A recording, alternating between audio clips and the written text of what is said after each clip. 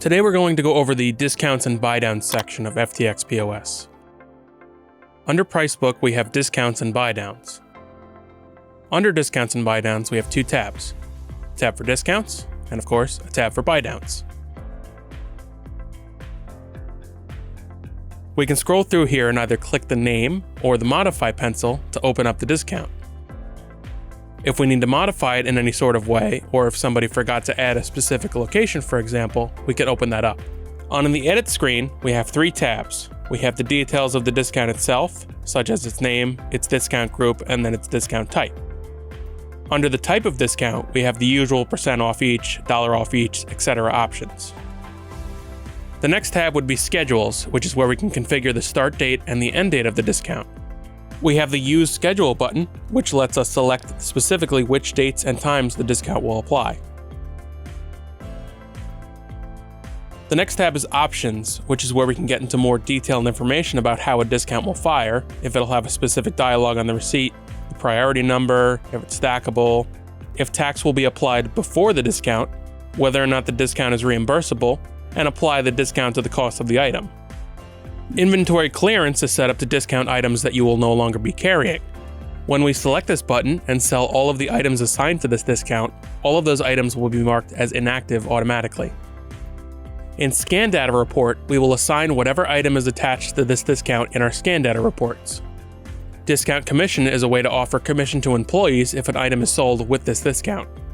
Scan Data Classification is to determine whether or not scan data will be sent automatically or not.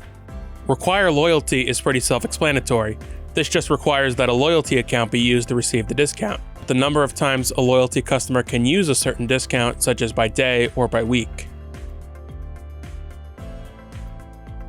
Lastly, we have Accounting Code and Export Description.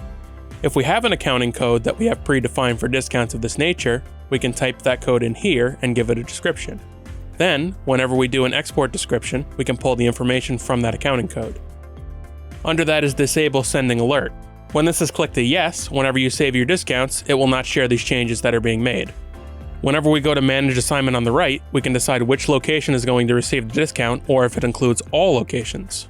Same thing with discount filters, we can assign this discount to whichever filters we prefer with this dropdown.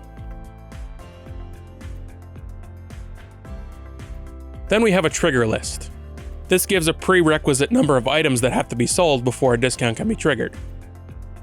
Also available is the ability to use discount groups as well as utilizing mass updates as we would in Pricebook.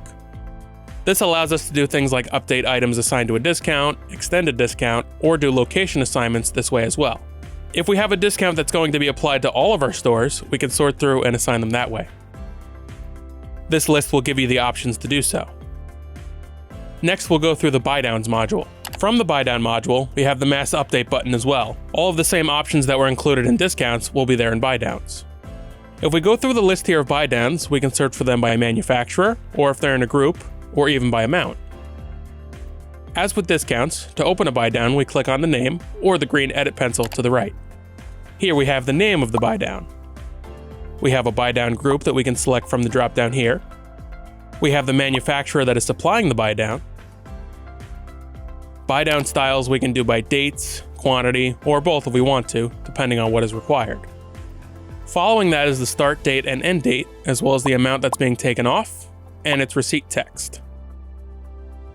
Then we have Scan Data Name, which is for if a Buydown is going to be included in Scan Data and needs a specific name, which is of course followed by the Include in Scan Data Report checkbox.